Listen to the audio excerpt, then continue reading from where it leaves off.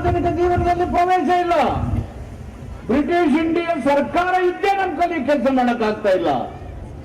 ನೀವು ಬೇರೆಯವ್ರ ಕೈ ಕೊಟ್ಟೋದ್ರೆ ನಮ್ಮ ಪರಿಸ್ಥಿತಿ of the people, by the people, for the people, ಜನರಿಂದ ಜನರಿಗಾಗಿ ಜನರಿಗೋಸ್ಕರ ಹಿನ್ನೆಲೆಯಲ್ಲಿ ಎಲ್ಲ ಜನಗಳಿಗೆ ಓಟಿನ ಹಕ್ಕನ್ನು ಕೊಡಿಸ್ತಾ ಓಟಿನ ರಾಜನನ್ನ ಮತಗಟ್ಟೆಯಲ್ಲಿ ಹುಟ್ಟುವಂತೆ ನೋಡ್ಕೊಂಡಿದ್ದಾರೆ ಅಂಬೇಡ್ಕರ್ ಅವರು ಮತ್ತು ಮೋದಿ ಅವರು. ಇವರೆಲ್ಲರೂ ಕೂಡ ಮತಗಟ್ಟೆಯಲ್ಲೇ ಹುಟ್ಟಿರೋರು. ನಾವು ಹುಟ್ಟದೆ ಆದರೆ ಸಂವಿಧಾನದ ಆಶಯ ಜಾರಿ ಆಗುತ್ತೆ ಅನ್ನೋದು ನಂಬಿಕೆ ನನಗಿಲ್ಲ. ಕೂತಿದ್ದಾರೆ, ಅದಕ್ಕೆ ಅಧಿಕಾರವನ್ನು ಕೊಡುವಾಗ ನೀವು ಯೋಗ್ಯರ ಕೈಯಲ್ಲಿ ಸಮರ್ಥರ ಕೈಯಲ್ಲಿ ಕೊಡಬೇಕು ಅನ್ನೋ ಮಾತನ್ನ ಬಾಬಾ ಸಾಹೇಬ್ ಅಂಬೇಡ್ಕರ್ ಹೇಳಿದ್ದಾರೆ. ಬಂಧುಗಳೇ, ಇವತ್ತು ದೇಶದಲ್ಲಿ ಪ್ರಪಂಚದಲ್ಲಿ ಅಂಬೇಡ್ಕರ್ ಇದ್ದಾರೆ. ವಿಶ್ವಸಂಸ್ಥೆ 125ನೇ ಅಂಬೇಡ್ಕರ್ ಜನ್ಮ ದಿನಾಚರಣೆಯನ್ನು ಮಾಡಿದ್ರು.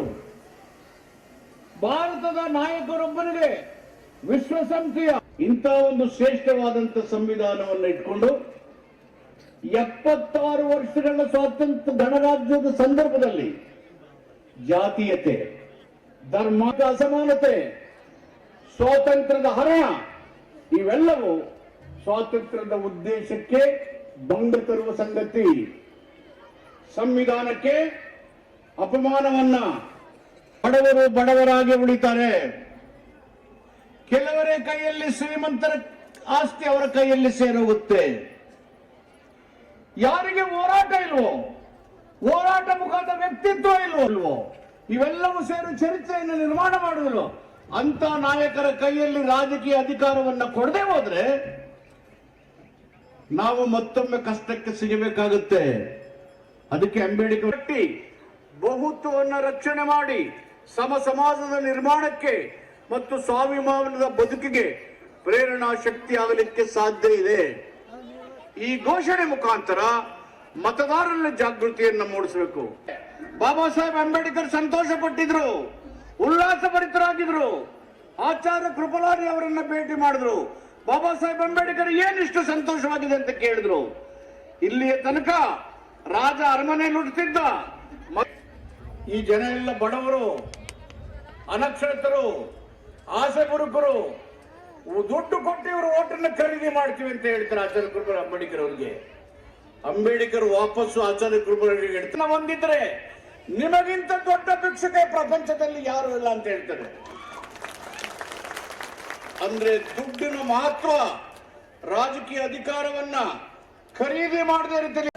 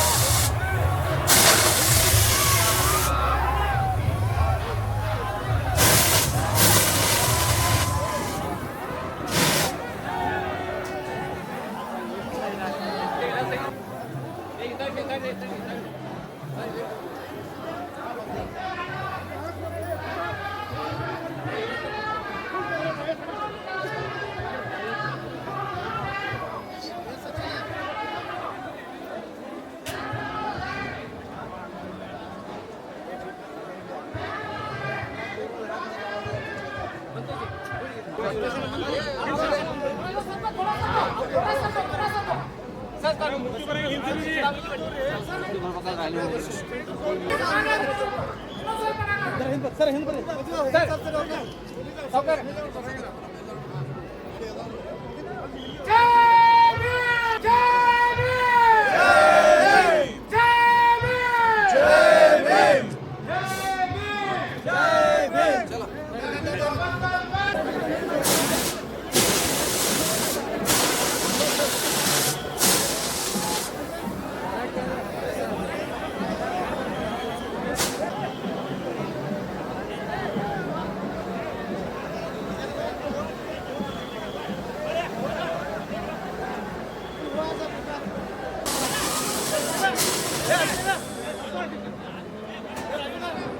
Hey!